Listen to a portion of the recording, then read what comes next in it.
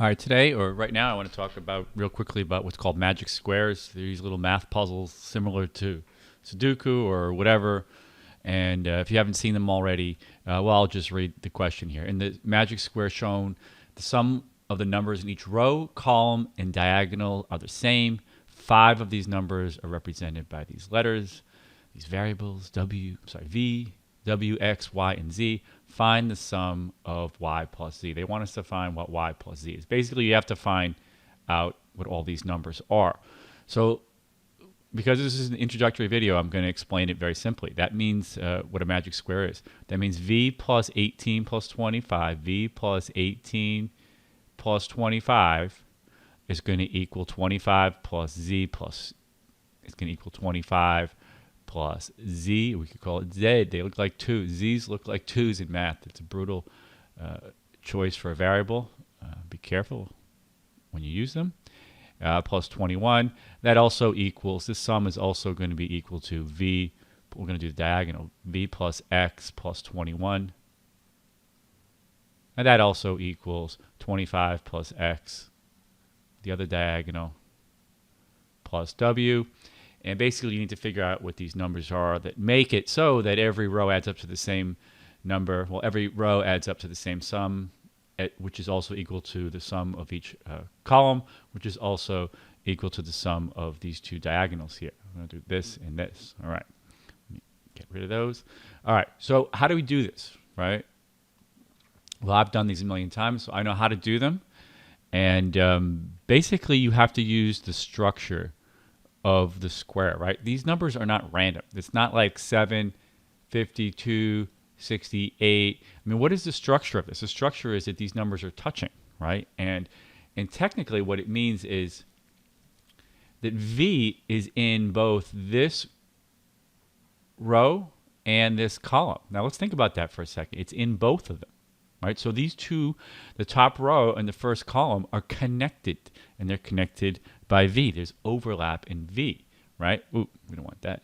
So let's just look at the first row and the first column and see what that means. We have V, we're going across the top, plus 24 plus W equals the sum of the first column, V plus 18 plus 25. Well, these V's cancel out, right? And we're getting 24 plus W, switch to red. 24 plus W equals 43. Ah, that means W has to be 19. Okay? W is 19. I'll put it in red up here. W is 19. All right. Now, let's try to connect two other. Remember, we're using the structure of what's given. The structure is that it's a square, that certain numbers are touching other numbers. Let's look at the diagonals. Let's look at V plus X plus 21. That's going to equal the sum of the other diagonal. 25, I'll go from bottom to top, plus X plus 19. We know our pre-algebra. We know there's an X on both sides. We can subtract X from both sides, and we get V plus 21 equals, looks like 44. Haha, subtract 21 from both sides, and we're getting V is 23. V must be 23. So V is 23. All right. What else can we figure out? I'm going slow here. You can do this a lot faster if you're following along. Good. You got it? Good. If not, keep watching. All right. So we don't know what X is. But one thing we do know is, remember, every row and column has to add up to the same number. We actually know what the magic number is. 23 plus 18 plus 25. That has to equal our magic number. That's what it's called. The number that's the sum of all the rows, columns, and diagonals is actually called it's actually called the magic number, and we're getting 66. So that means every row and column has to add up, and diagonal has to add up to 66. So let's look at the bottom. 25 plus 21, well, that's 46. So that means that this needs to be, we can make these blue. That means that this Z needs to be 20. Okay? All right. Same thing with this column here. 19 plus 21 is 40, but we need the whole column needs to be equal to 66. So 40, y needs to be 26. 40, we need 26 more. All right, it's all coming in. We have one more thing we need to figure out. X, we can go across the middle. 18 plus 26 is 44. That means X needs to be, I believe, 22, unless I made a mistake. All right, so Y plus Z should be equal to, well, I can't even see what Y and Z are. Y is 26, and Z is the bottom, plus 20. Our answer should be 46. All right, now I'm going to show you another one. All right, now I pulled up we went from a 3x3 to a 5x5 magic square. And I am not going to solve this whole thing here because it would take too long. I don't want to solve it without explaining it, but I want to get you started on it, right? So again, we have a magic square. That means that the sums of the rows, that means this row and this column, they add up to this sum, this. I'm not going to draw them all out. You get the picture. This sum, across, and the diagonals. We have 24 through 20, and then 6 through above. All these are equal to the same number. All right, let's see if I can. 2, 3, 4, 5, 6, 7, 8, 9, 10. I don't want to overdo the control Z's there. All right. So one thing we don't have here, it doesn't really say, is what the range of numbers is. And in other words, like the numbers here are not actually, how many boxes do we have? We have 25 numbers, right? 25 boxes. The numbers are not going to go over 25. There's no negative numbers. There's no fractions. They're integers 1 through 25. So that's not really stated. In fact, in the worksheet that I have here, they didn't even state that. I had my son do it, and he didn't realize that. But it's important, right? And we'll get to that in a second. All right. Let's go to, let's put our blue. No, let's go with green. All right. Let's look at this diagonal. 6, 19, 3, 25. There's only one number missing here. Now that, one number missing here, I'm inclined to look at this one. All right. Just like if you're doing a crossword puzzle, if you have 4 out of the 5 letters, you probably want to focus on that rather than the 24-letter word that you don't have anything filled in yet. All right, let's look at the other diagonal. 24, 7, 3. These two diagonals have to add up to each other. Remember, let's add them up. 24, I'll write it out. 24 plus 7 plus 3 plus, we don't know, plus 20. That has to equal, we're going to have to carry it over. 6 plus 19 plus 3 plus 25 plus we don't know. This is a different we don't know. Let's make it a triangle. All right. Well, the 3's are going to cancel out, right? These 3's cancel out. And let's add up these numbers. We have 31. We have 51 plus square. And the other one we have 25. We equals 50 plus triangle. Let's subtract 50 from both sides. We get 1 plus square equals triangle. All right. What did we make our triangle? Our triangle was, our square was here.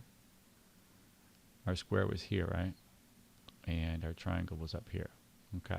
So, I mean, you could actually call these X and Y, right? You can actually do that. The other thing, so again, I'm not going to solve this whole thing. I'm just going to get you started. But the same, let me just show you how you would do that. You would make this X. If the triangle's X, then the square is X minus 1. And this is X minus 1 here. All right. And, well, here's something. Oh, here's the other thing I wanted to tell you. And this is going to make it a lot easier. If we're using the numbers 1 through 25, all the numbers add up to what? In other words, these are our numbers. 1 plus 2 plus 3 plus 4, ... plus 25. What do all the numbers add? What do all 5 rows add up to? All 5 columns are going to add up to the same thing too. Well, we need to know this is called a triangular number. I'm not going to go into triangular numbers here, but you need to know how to add up the first n integers. If I told you to add up 1 through 25, you should know that it's 25 times 26 over 2. There was that story about that mathematician, that smart aleck mathematician kid. Teacher told him to go back in the class and add up the numbers, I think 1 through 100, thinking it would take the kid a long time to do that. And he came back and said, oh, I know what that is. And he added them up in a second. This is an arithmetic sequence. You could average the first and the last numbers, multiply by the number of numbers, or you could just learn this formula here, that the sum of the first n numbers, doesn't matter what n is the last number times the next number over 2. I'm astounded and astonished and annoyed that more people don't understand this. It comes up over and over again in math. Anyway, so what is the sum of all these numbers in here? Well, whenever you do n times n plus 1 over 2, one of these numbers is going to be even. And the 2 will reduce it, so the 2 here turns this into 13. 13 times 25. 25 times 13. Well, what is that? Well, it's 10 times 25, which is 250 plus 75. Looks like 325. Oh, we have 5 boxes. Well, let's do it this way. 25 times 26 divided by 2, and we want to know what each row would be, right? So if all the numbers add up to this thing, each column, each row has to add up to 1/5 of it. So let's do it this way. So 5 goes into 25 5 times. This goes in here 13 times. Okay, so we should get 65. All right. So that means that the magic number for these magic squares is 65. That means each diagonal has to add up to 65, and we can actually figure out what x is. All right, so let's do that. 6 plus 19 is 25 plus 3. Well, 25 plus 25 is 50, 53. That means this should be 12 up here. Unless I made a mistake. That means this should be 12. Well, if this is 12, we know this also has to add up to 65. It should be 11. Let's add them up. 24, 31, 34, 54. Yes, this is indeed 11. 12 minus 1. All right. So to do these 5 by 5 squares, and I'm going to kind of stop in a second here, you have to understand, again, the same principle applies. The rows, columns, and diagonals have to add up to the same number. On this particular magic square, we have a restriction on the digits. We didn't have restrictions on the size of the numbers before, but you can go Google magic squares, 3 by 3, 4 by 4, 5 by 5. You can Google easy. You can Google hard. These puzzles have been out there in math for a long time. But look, it's a good way if you're teaching kids. It's a good way if you're a student watching this. It can be fun to work with, but if you are a parent teaching kids, it's a good way to get some more mathematical reps in, some more applications of things like this, and basically more practice problem solving. And I'll have more resources on this in the 100x Math portal. Thank you for listening, and I'll see you in the next one.